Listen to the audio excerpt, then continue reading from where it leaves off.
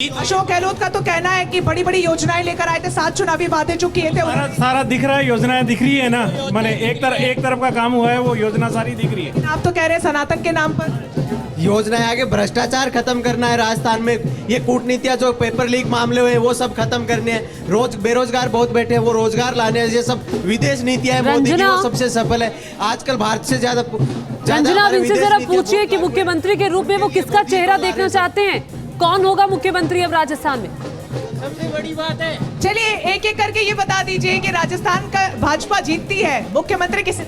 हमारा तो प्रधानमंत्री मोदी और सीएम भी मोदी। सीएम भी मोदी, वो मुमकिन नहीं है। मुख्यमंत्री अब अपना तो एक ही चीज है, वो हमें जातियों में बांटना चाहते थे, लेकिन हम मुख्यमंत्री कौन? मुख्यमंत्री तो वसुंधरा राजे। मुख्यमंत्री ऐसा है, अभी सब एक बार जीतने के बाद सारे विधायक एक नाम मुख्यमंत्री की पसंद? वसुंधरा राजे।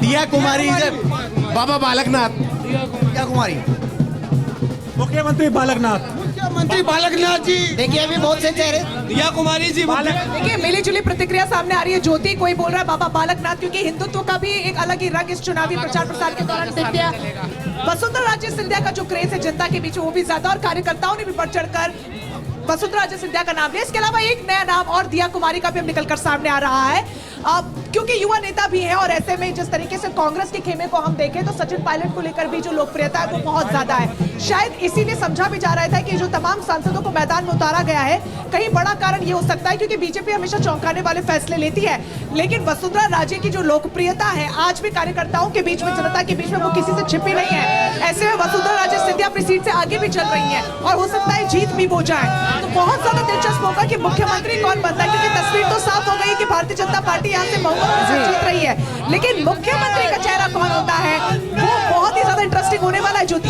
जी हाँ, बिल्कुल, मुख्यमंत्री का चेहरा कौन होता है? बालकनाथ का नाम सामने, वसुंधरा राजे, दिया कुमारी का नाम सामने। अब सीधे मैं मधुरेंद्र आपका रुख करना चाहती हूँ। जैसे कि खबरों का टोटा है वहां पर, अनुराग बार बार ये कह रहे थे, लेकिन एक खबर ये भी है कि जेडीयू की तरफ से कांग्रेस पार्टी को इशारा दे दिया गया है कि भैया अब जो इंडिया गठबंधन है उसे चलाने दीजिए नीतीश कुमार को, नीतीश कुमार संभाल लेंगे। यानी कि कांग्रेस पार्टी सोच रही थी कि हम इन राज्यों में जीतने के बाद अपनी भूमिका इंडिया गठबंधन में देखेंगे, कोई बड़ी भूमिका निभा पाएंगे। अब उसके आसार भी बेहद कम है। अब तो जेडीयू समझा रही है।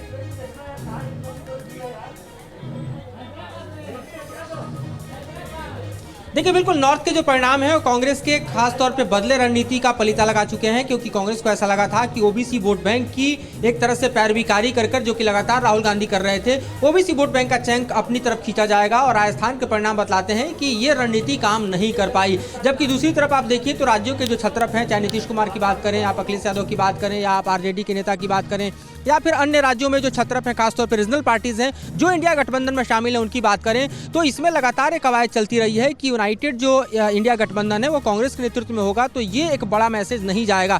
एक बार फिर से मौका कहीं ना कहीं नीतीश कुमार को हाथ लगा है, जेडीयू को हाथ लगा है, क्योंकि प्रयोग और खासतौर पर इंडिया गठबंधन को बनाने की कवायद भी वहीं से शुरू हुई थी कि इस गठबंधन को मुझे चलाने दिया जाए। तो एक बड़ा मैसेज है कांग्रेस के लिए, जो कांग्रेस परिणाम का इंतजार कर रही थी कि एक बेहतर परिणाम आएंगे तो हम बीजेपी को एक तरह से पूरा चैलेंज देने के लिए स्वयं खड़े हो जाएंगे। वो मौका जनता ने नहीं दिया है, वो जनादेश जो है वो कांग्रेस को हासिल नहीं हुआ। लिहाजा आप देखिए कि किस तरह से नीतीश कुमार फिर से एक बार जो है कांग्रेस को अपनी पाठ पढ़ाते नजर आ रहे हैं।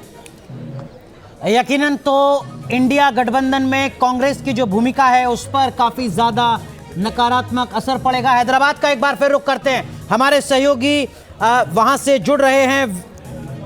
विलास अठावले हमारे सहयोगी हैदराबाद से हमारे साथ जुड़ रहे हैं। विलास, आपने पूरे चुनाव को तेलंगाना के को कवर किया है, क्या कुछ फैक्टर्स आपको नजर आ रहे हैं? मेरे जहन में जो बार बार सवाल है वो ये कि केसीआर का, टीआरएस का जो मुस्लिम अपीजमेंट कार्ड था, क्या वो फेल हो गया? क्या तेलंगाना के मुसलमान समझ गए कि अगर केंद्र में बीजेपी का मुकाबला करना है तो कांग्रेस को वोट देना बेहतर विकल्प होगा? और मैं साथ में जोड़ दूं, क्या जो केसीआर का बीआरएस बनना है, टीआरएस से बीआरएस बनना भी भारी पड़ गया?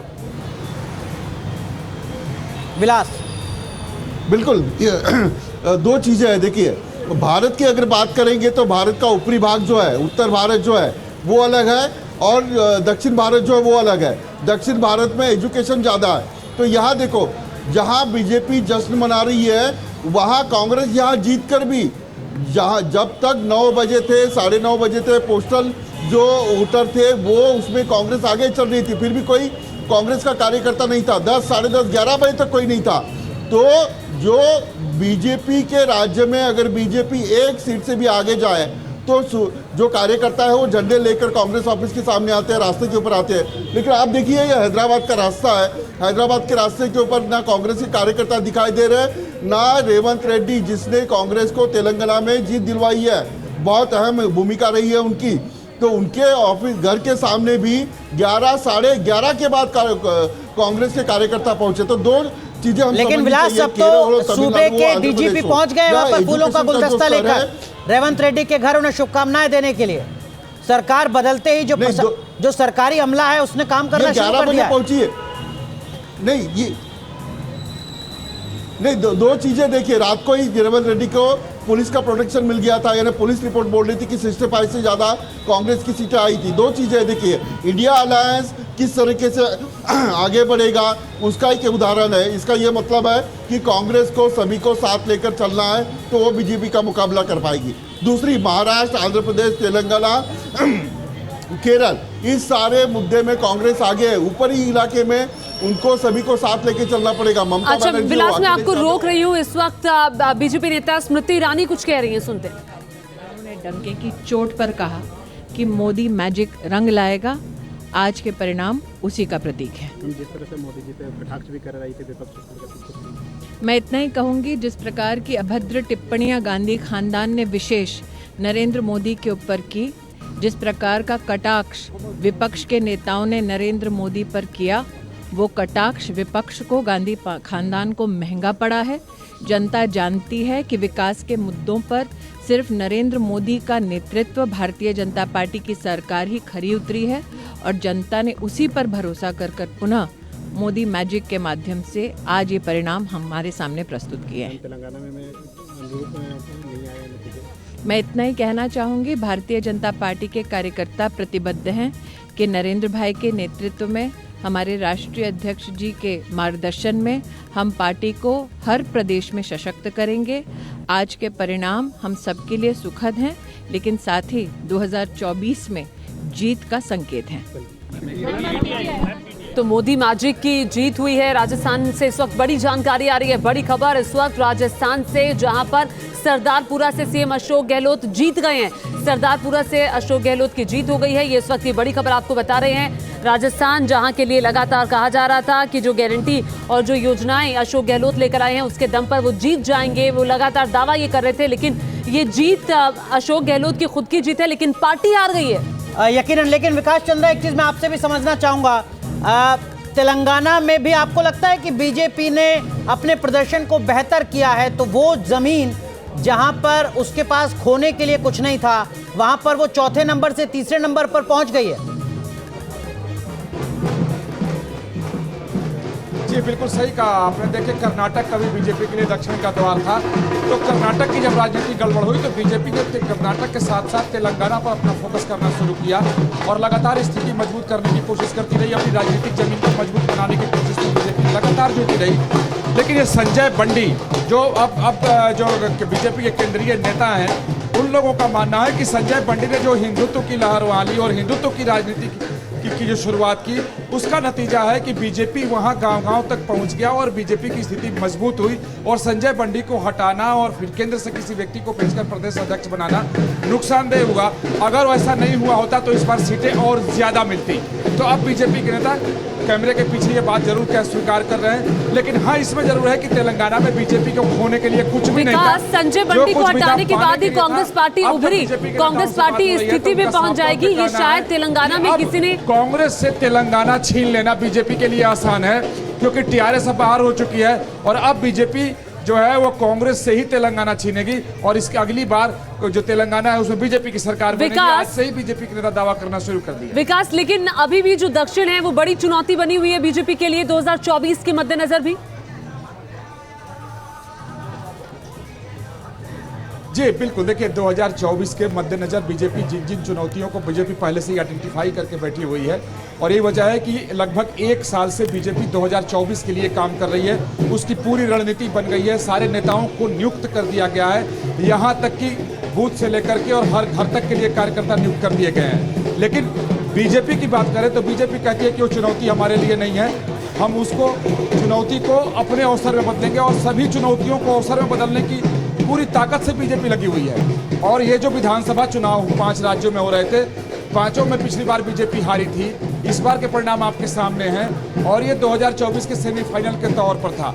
हालांकि बीजेपी ये स्वीकार नहीं करती थी कि सेमीफाइनल है, वो कहते थे कि चुनाव है और उसमें जो भी होगा देखेंगे। ठीक है, लेकिन इस परिणाम से अब 2024 के लिए बीजेपी में और ज्यादा विलास AIMIM का तेलंगाना में चौथे नंबर पर पहुंचना अज़दुद्दीन ओवैसी की भी तो मुश्किलें बढ़ा रहा होगा। वो अज़दुद्दीन ओवैसी जो खुद को राष्ट्रीय नेता के तौर पर स्थापित करने की कोशिश करते हैं, वो चौथे नंबर की पार्टी है तेलंगाना में, अपने राज्य में। ओवैसी जिस तरीके से मुस्लिम वोट बटोरने की कोशिश कर रहे हैं पूरे देश में, बिहार में भी गए, वो उत्तर प्रदेश में भी गए, लेकिन जो वजूद मिलना चाहिए वो वजूद यहाँ मिलता हुआ दिखाई नहीं दे रहा। यहाँ कितने सीटें लड़ रहे हैं वो? 9 से 10 सीटें, उसमें से भी अगर उनको 6 से 5 सीटें के अंदर रुकना पड़ेगा तो शायद है कि मुस्लिम अल्पसंख्यक वोट जो है उनको नहीं मान रहे।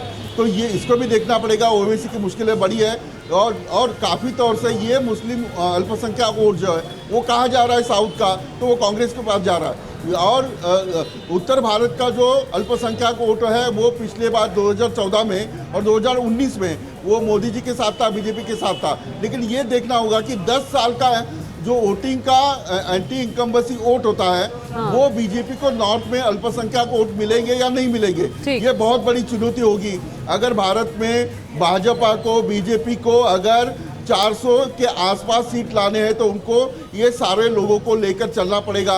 हो सकता है कि इन भाजपा की ये रणनीति साउथ में अलग हो और नॉर्थ इंडिया में ठीक है। लेकिन ये जो 638 विधानसभा सीट के नतीजे आ रहे हैं, इसमें से 82 लोकसभा सीट होती हैं और 82 में से 65 सीटों पर भारतीय जनता पार्टी ने बढ़त बना ली है, 3 राज्यों में जीत हासिल कर। और देखिए बड़ी खबर आ रही है, ये वीएचपी का बयान सामने आया है बीजेपी की जीत के बाद। उम्मीद है कि तुष्टीकरण वाले सनातन की शक्ति पहचान गए होंगे बीजेपी के शानदार प्रदर्शन पर। विश्व हिंदू परिषद की तरफ से ये बड़ा बयान, जो सनातन को खत्म करने चले थे वो आत्महत्या को मजबूर हैं। तो वीएचपी ने तारीफ की है बीजेपी की जीत पर। तुष्टीकरण वाले सनातन की शक्ति समझ गए होंगे, सीधे तौर पर निशाना कांग्रेस। जी, विश्व हिंदू परिषद ने वही बात कही है जो अब से थोड़ी देर पहले प्रमोद कृष्णन, जो कांग्रेस के नाराज नेता हैं, उन्होंने कही। विकास में एक चीज आपसे और समझना चाहूंगा, रंजना आपका भी रुख करेंगे। योगी फैक्टर किस तरीके से आप देखते हैं इन तीनों राज्यों में? क्योंकि योगी आदित्यनाथ जहां जहां गए उन्होंने अयोध्या का जिक्र किया, राम मंदिर का जिक्र किया, स्पेशल ट्रेन का जिक्र किया, राम मंदिर के दर्शन का जिक्र किया और अपने गवर्नेंस मॉडल का जिक्र किया। विकास, अगर आप सुन पा रहे हैं तो।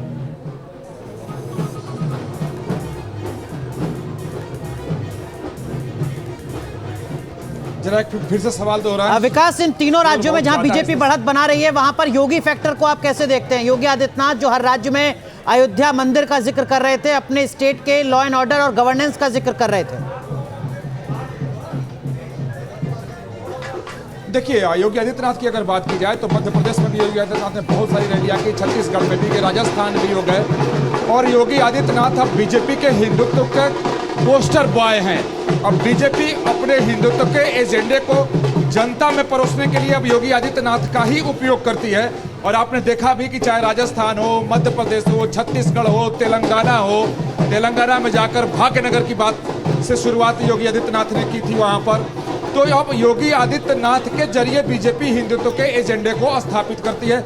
अब देखिए, दूसरे नेता मुखर नजर नहीं आते हैं, जब योगी आदित्यनाथ आकर मुखर हो जाते हैं अपने हिंदुत्व के एजेंडे को और देखिए योगी आदित्यनाथ का ये जलवा ही है कि अभी जो पोस्टर्स हम राजस्थान में देख रहे थे विकास, उसमें योगी आदित्यनाथ का चेहरा भी दिखाई दे रहा था। थोड़ी देर पहले अशोक गहलोत कह रहे थे कि बीजेपी के धर्म का कार्ड चल गया है, उधर प्रमोद कृष्णन ये कह रहे हैं कि कांग्रेस पार्टी को सनातन का श्राप ले डूबा है। तो बहुत सारी बातें हैं इसको लेकर के। जी हाँ, लेकिन जो टैली है ज्योति, वो तस्वीर को साफ कर चुकी है।